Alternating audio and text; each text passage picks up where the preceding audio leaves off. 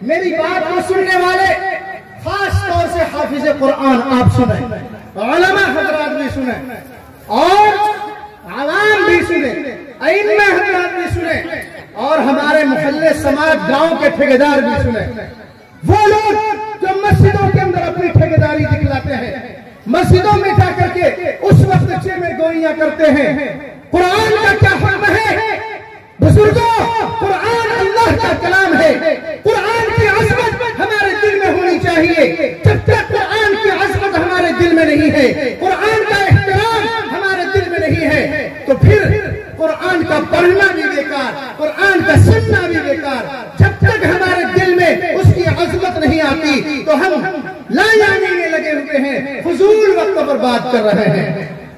2 महीना अब नहीं है, रजब के बाद शाबान आ रहा है, उसके बाद रमजान। रमजान के महीने में रोजाना 20 रकात तरावीह पढ़ी जाती है।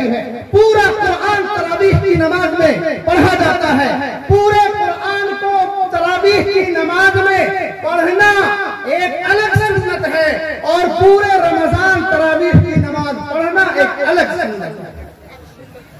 चंद दिनों में हमारे हुफ़ाज़ किराम को भी भूत सवार होता है। ये सोचते हैं कि जिस तरह हम अपने मोटरसाइकिल को 150 की स्पीड में चलाते हैं, इसी तरह कुरान पाक को भी तरावीह में 270 की स्पीड में चलाएं। हमारे बहुत सारे भाई फुल स्पीड में अपनी गाड़ियां दौड़ाते हैं। इसी तरह ये भी चाहते हैं कि हाफिज साहब 3 मिनट में 20 रकात पढ़ा के छुट्टी कर दें। इमाम साहब ने अल्लाहु अकबर कहा, फौरन रुकू में चला जाए, किसी को कोई एतराज नहीं होगा। याद रखिएगा, गुनाह करना भी गुनाह है, गुनाहगार का साथ देना भी गुनाह है, किसी को गुनाह करने पर मजबूर करना भी गुनाह है। बहुत सारे भाई हर 2 रकात के बाद घड़ी देखते हैं। अब तो मस्जिदों में हर खंभे पर घड़ी का नज़्म होता है। इधर नियत में है, इधर घड़ी देख रहे हैं, इधर नियत में इस घड़ी घड़ी भी देख रहे हैं और सोच रहे हैं कि पिछली रकात में हाफिज साहब ने 1 रकात में 5 मिनट लिया था, इस रकात में तो 7 मिनट हो गया, इस रकात में 10 मिनट हो गया। याद रखिएगा, ये कुरान की बेहुरमती है। स्पीड में पढ़ने पर एक हर्फ भी अगर कट जाता है, जबर से और पेश में गलती हो जाती है, तो इसको कहा जाता है लहने जली। और लहने जली के साथ कुरान पढ़ने में नमाज फासिद हो जाती है। नमाज फासिद होने का मतलब कि नमाज नहीं होती है। हुफ़ाज़ किराम यहाँ पर मौजूद है। आज के इस स्टेज से तमाम हुफ़ाज़ किराम मेरा ये पैगाम लेकर के जाए और उसमें मुसम्मम करके जाए कि हम कुरान पढ़ेंगे, अल्लाह के लिए पढ़ेंगे इंशाअल्लाह। इंशाअल्लाह हम कुरान की तिलावत अल्लाह के लिए करेंगे। जिनको पढ़ना होगा पढ़ेगा, नहीं पढ़ना होगा चला जाएगा। और मैं आप सबसे भी कहूंगा कि आपको अगर परेशानी है, 2 रकात पढ़ के चले जाइए। थके हुए हैं दिन भर के, 4 रकात पढ़ के चले जाइए, 6 रकात पढ़ के चले जाइए, 8 पढ़ के चले जाइए, 10 पढ़ के चले जाइए। 12 रकात के बाद अब आपसे बर्दाश्त नहीं हो रहा है, आप छोड़ के चले जाइए। मेरे भाई, छोड़ के चले जाने में उतना गुनाह नहीं है जितना के गलत पढ़ने में गुनाह है। समझ रहे हैं मेरी बात को? अरे मेरी बात को समझ रहे हैं? अल्लाह उस दिन भी कह रहा है, वरत्तिल, कुरान को ठहर ठहर कर पढ़ो। और अल्लाह की तरफ से हजरत जिब्रील अलैहिस्सलाम जब कुरान पाक की आयतों को लेकर आते थे तो रसूलुल्लाह सल्लल्लाहु अलैहि वसल्लम जल्दी जल्दी उसको पढ़ते थे ताकि याद हो जाए। हजरत जिब्रील सुनाते थे और हुज़ूर सल्लल्लाहु अलैहि वसल्लम पढ़ करके उसको याद कर लेते थे। उसके बाद हजरत जिब्रील चले। जब जल्दी जल्दी पढ़ लेते थे 2-3 बार ताकि याद हो जाए, तो अल्लाह ने समझाया आप घबराते क्यों हैं? हमने उतारा है, इसको याद कराना भी हमारी जिम्मेदारी है।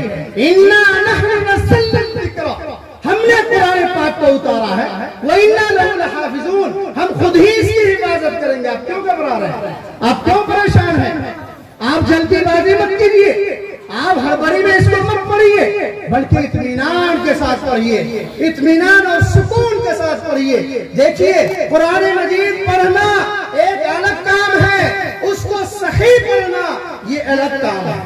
सिर्फ कुरान पढ़ना ये जिम्मेदारी नहीं, बल्कि सही पढ़ना ये जिम्मेदारी है। कुरान पढ़ाना जिम्मेदारी नहीं है, सही कुरान पढ़ाना ये जिम्मेदारी है। शिक्षक के साथ, दुरुस्तगी के साथ, तलफ्फुज की अदायगी के साथ, हरकत और सकनात की अदायगी के साथ पढ़ना ये लाजिम और जरूरी है। हमारी जुबान के अंदर अगर कोई आधी बात बोले तो बात समझ में आएगी? बात समझ में नहीं आएगी। आधी बात आप अपने बेटे से पूछ रहे हैं कहाँ जा रहे हो, बेटा कह रहा वहां। बात समझ में आई? अरे बात समझ में आई? फिर आपने पूछा कहाँ जा रहे हो, कह रहा वहां। बात समझ में आई? नहीं बात समझ। 10 मरतबा वहां बोलेगा, बात समझ में नहीं आएगी। तो कुरान मजीद के अंदर अरबी जुबान में इतनी ज्यादा नजाकत है, इतनी ज्यादा नजाकत है। मैं आपको एक मिसाल देकर समझाता हूँ। अरबी में 3-4 हर्फ है। मिसाल के तौर पर सबसे पहले दाल, उसके बाद जा, उसके बाद वाद, उसके बाद वाह। ये इससे सबसे पहले एक हर्फ है जीम। तो जीम लाम जबर जल, हिंदी में क्या लिखेंगे? ज ल जल। बात खत्म हो गई। राल और लाम रल्ला, हिंदी में क्या लिखेंगे? वही जो लो। उसके अलावा कुछ नहीं लिख सकते। जब जा में जाएंगे जा लाम, हिंदी में भी वही जो लो। हर जगह सेम है, कोई फर्क नहीं हो रहा है, लेकिन माना देखिए कितना फर्क हो रहा है। अगर जीम से है, जल्ला का माना होता है बड़ा होना, और लाल से है, इसका माना होता है जल्लत, जलील और रुस्वा होना। जा से है जल्ला तो फिसलना, ज़ाद से है वल्ला गुमराह होना, जा से है वल्ला इसका माना होता है सायादार होना। कितना फर्क हो गया। और हम अपनी उसी हिंदी वाली जुबान में उसको पढ़ते हैं हर जगह जल्ला। नमाज खत्म, समझ रहे हैं? नमाज नहीं होगी, नमाज फासिद हो जाएगी, मतलब नमाज टूट जाएगी, नमाज दोहराना पड़ेगा। इतनी नजाकत है। हम कुरान पढ़ते हैं, अनाम का अलैहिम, उसकी जगह छोड़ दिया, हमें अनाम तो पढ़ दिया, नमाज आपकी गई। लिहाजा मेरे भाइयों, मेरे दोस्तों, मेरे बुजुर्गों, आज के इस इजलास से एक पैगाम लेकर के जाए।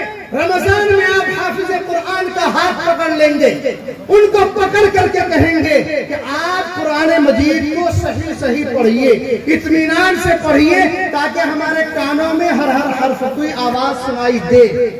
आप इतनी स्पीड में मत पढ़िए कि कहीं पर एक बीता काट दिया, कहीं पर एक हाथ काटा, कहीं पर एक बीघा काट दिया। तो सही से सुनेंगे हम लोग इंशाअल्लाह।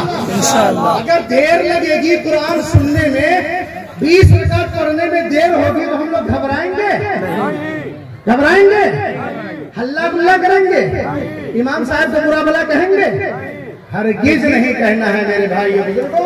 आज तो मोबाइल का जमाना है, तरक्की का जमाना है, हर किसी के हाथ में मोबाइल है। कोई देखिए रिकॉर्ड कर रहा है, कोई अपना उधर मोबाइल भी चला रहा है, पता नहीं वो चैटिंग कर रहा है या क्या कर रहा है, नहीं मालूम। हो सकता है कोई फेसबुक पर भी घूम रहा होगा।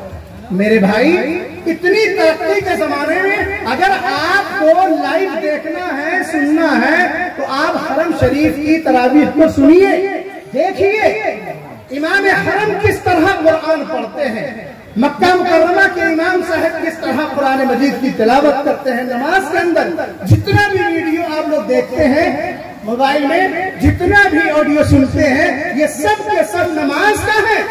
नमाज की हालत में जिस तरह पढ़ते हैं उस तरह की आवाज है। सुन करके कितना लुत्फ आता है, मजा आता है कि नहीं? इमाम हरम का यानी मक्का और मदीना के इमाम की तिलावत को सुन करके मजा आया किसी को नहीं? अरे लुत्फ आता है ना। तो उसी तरह अपने इमाम साहब से इत्मीनान के साथ सुनेंगे सब लोग इंशाअल्लाह। ये बहुत कीमती बात आप सबने सुनी और वादा भी किया। मैं दुआ करता हूँ अल्लाह ताला हम सबको, खास तौर से हुफ्फाज़ किराम को इस बात पर कायम दायम फरमाए कि इसको कुरान मजीद सही ढंग से पढ़ना आए और सही ढंग से पढ़ने की ये अपनी आदत बना ले। ये ना देखे कि कल 4 मुसल्ली शिकायत कर रहा था, ये ना देखे कि परसों 10 मुसल्ली शिकायत कर रहा था। मेरे भाई ये मुसल्ली तो आज है, कल तो इनका भी मुसल्ला उठ जाएगा। अपनी फिक्र कीजिए, जब अल्लाह के यहाँ पिटाई होगी कि तुमने हमारे कुरान को गलत पढ़ा, तुमने हमारी किताब को गलत पढ़ा, तुमने लोगों को राजी करने के लिए, लोगों को खुश करने के लिए इतनी स्पीड में कुरान को पढ़ दिया कि सुनने वाले को कुछ तो पता ही नहीं चला, तुमको भी पता नहीं चला कि तुम सही पढ़ रहे हो या गलत पढ़ रहे हो। लिहाजा हुफ्फाज़ कराम इस बात से तौबा भी करें और आइंदा के लिए आज़म मुसम्मम करके जाएं कि इंशाअल्लाह लुत्फ के साथ मजा ले लेकर के ठहर ठहर के इत्मीनान से पढ़ेंगे इंशाअल्लाह। चाहे 27वीं को जाके मुकम्मल करना पड़े, 27वीं को जाके मुकम्मल करना पड़े कोई हरज नहीं, 29वीं को जाके मुकम्मल करना पड़े कोई हरज नहीं। अच्छा, कुछ लोग ये शिकायत करते हैं कि हमको ये काम है, कल वहां जाना है, परसों वहां जाना है, लिहाजा जल्दी जल्दी खत्म कर लीजिए। मेरे भाई, जिस तरह आप पूरे साल नमाज से दूर थे, मस्जिद से दूर थे, अगर 2-4 दिन और भी मस्जिद से दूर हो जाएंगे, अल्लाह का कुछ नहीं बिगड़ेगा। बिगड़ेगा? अरे बिगड़ेगा अल्लाह का? नहीं बिगड़ेगा। अरे बिगड़ेगा तो आपका।